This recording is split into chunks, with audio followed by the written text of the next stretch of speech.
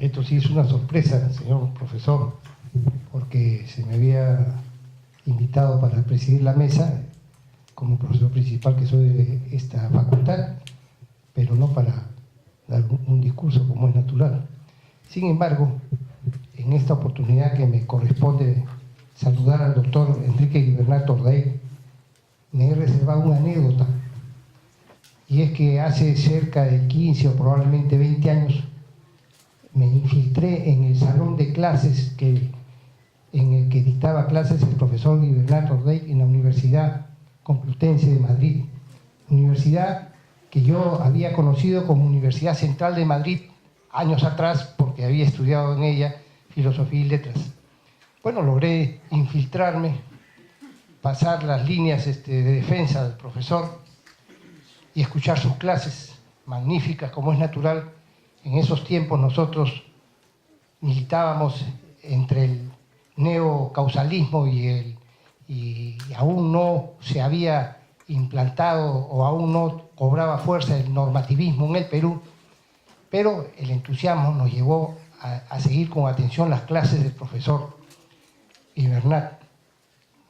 Me preguntó hace unos momentos de qué hablé, y yo le dije, voy a inventar de qué habló. Y en efecto, pues no me queda más que decir que habló de lo que sabemos que habla su literatura y sus clases magistrales. Habló del normativismo, de imputación objetiva, y recuerdo un ejemplo muy importante que nosotros damos en clase de Derecho Penal Parte General.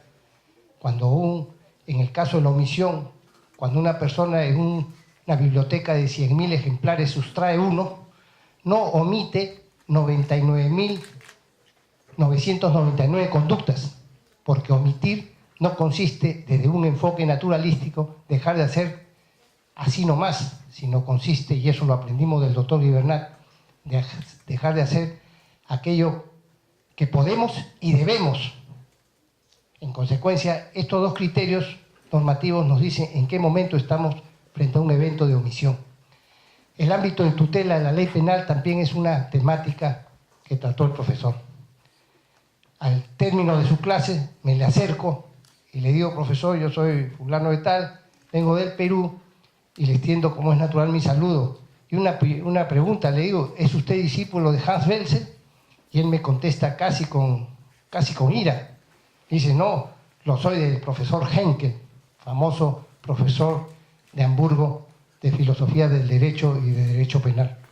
Estos son las anécdotas, profesor Guibernat, que yo me estaba reservando para el día de hoy. Darle la bienvenida a esta universidad tan antigua como es la Universidad de San Marcos. Universidad que desciende, pues, como sabemos todos, de la Universidad de Salamanca. Universidad muy antigua, la más de todas las Américas, como lo dije hace un momento. Porque cuando algún español me dijo que más antiguo que San Marcos es la Universidad de Santo Domingo, yo le retruqué diciendo que no es verdad. Y no es verdad por dos razones. Primero, porque San Marcos fue creada por cédula real y porque la Universidad de Santo Domingo lo fue por bula papal. En consecuencia, pues, no tenía eficacia jurídica, por decirlo en términos, usando una locución actual.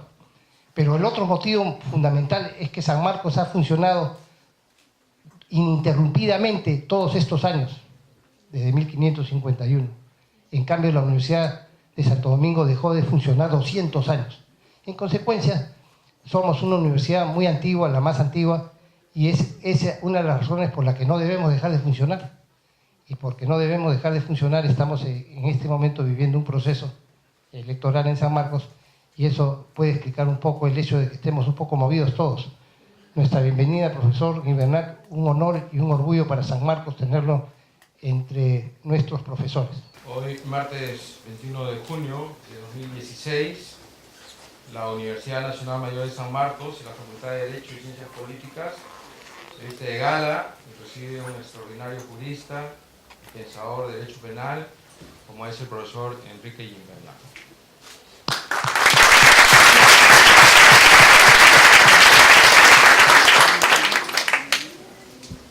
He preparado este texto porque creo que la precisión en este caso es necesaria. El aporte a la ciencia jurídico-penal del profesor Enrique Guibernat se puede verificar a través de su ingente obra. Al margen de ser un profesor universitario, su vida como publicista evidencia un arco maravilloso que se plasmó en trabajos publicados en alemán y en español. Aquí, brevemente, voy a mencionar algunos de ellos. Autor y cómplice en Derecho Penal, Delitos cualificados por el resultado y causalidad, la puesta al día del trabajo de su maestro español, don Quintano Ripollés, tratado de la parte especial del Derecho Penal, Estudios de Derecho Penal, Omisión e imputación objetiva en Derecho Penal con autores como Bernard Schunemann y Jürgen Walter, Justificación y exculpación en Derecho Penal, Ensayos penales, Concepto y método de la ciencia del Derecho Penal, Código Penal con concordancias y jurisprudencias, la causalidad en la omisión impropia y la llamada omisión por comisión, imputación objetiva y conducta de la víctima, entre tantos trabajos. Querido profesor Enrique Gimbernat Gordey, aquí lo acoge una casa de estudios que ha marcado el paso de la historia de nuestro querido Perú, en cuanto siempre se ha puesto a la vanguardia en defensa de los derechos de los más desposeídos, llevando la bandera de la libertad, del respeto a la dignidad de la persona humana y todos los valores inherentes al libre desarrollo de la personalidad. San Marcos, como ya lo ha dicho el profesor Villenstein, fundada por Real Cédula el 12 de mayo de 1551, firmada por Carlos V, esto es, hace ya 465 años, y al socaire de su historia y tradición le damos la bienvenida. Doctor Javier Villenstein, presidiendo la mesa por ser profesor principal del área del Derecho Penal.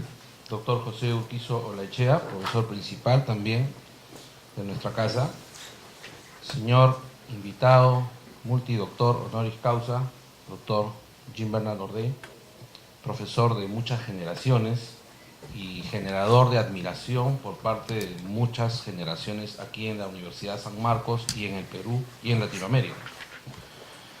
La primera vez que tuvimos una primera noción de lo que era la imputación objetiva, justamente fue gracias a uno de sus primeros trabajos que usted elaboró en torno a la teoría de la imputación objetiva. Ese fue nuestro primer acercamiento a una discusión en el que había que ver si la relación de causalidad era ya superada por una relación de imputación.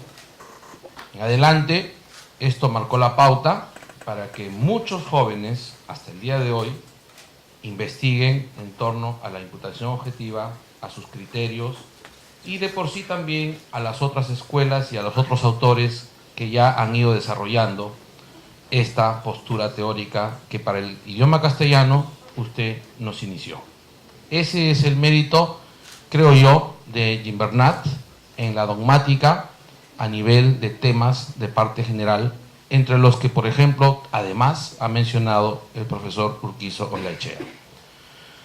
En segundo lugar, otro punto que también marcó una pauta de discusión a nivel científico, recuerdo muy bien, fue la discusión de si realmente el hacer dogmático constituía un quehacer científico, con ese artículo de si tiene o no futuro la dogmática.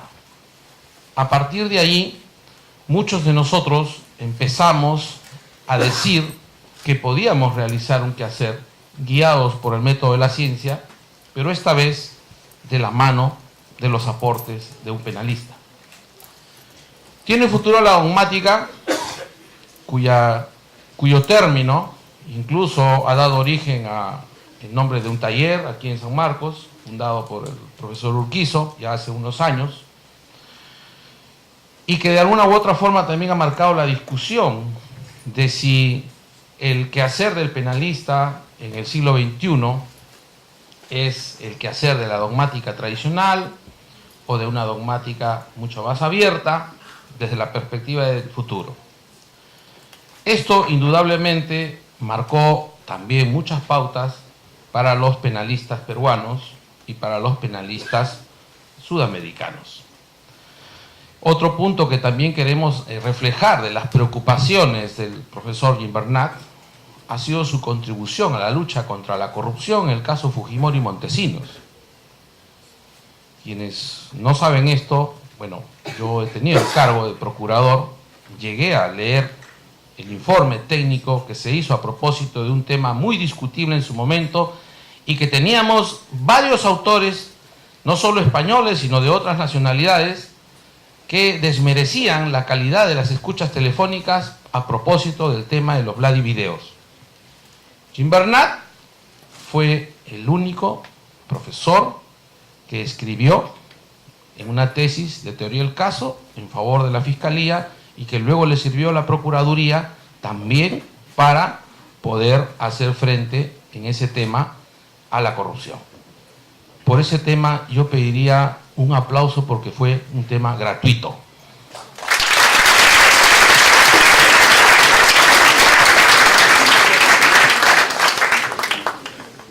Los que fueron pro corrupción sí cobraron, por si acaso. En ese sentido, otra de las preocupaciones que también ha tenido el profesor Gimbernat ha sido muchas veces el tema de la universidad, de los profesores, de los investigadores y las generaciones. Hace poco acaba de publicar justamente un artículo en El Mundo, que quienes tienen el Facebook mío yo los he compartido, y si no lo tienen, por favor, compártanlo, porque es su visión de qué pasó cuando en el año 1983 España hizo su reforma universitaria. Ustedes saben que nosotros todavía estamos en un proceso de reforma universitaria. En San Marcos recién vamos a tener elecciones, como lo ha dicho bien Biestein. Y vean lo que trasciende al mero texto legal cuando Gimbernat hace un razonamiento de cómo se ha generado el pensamiento y los investigadores y los profesores y el desarrollo de la cátedra penal y por tanto de las demás cátedras en España.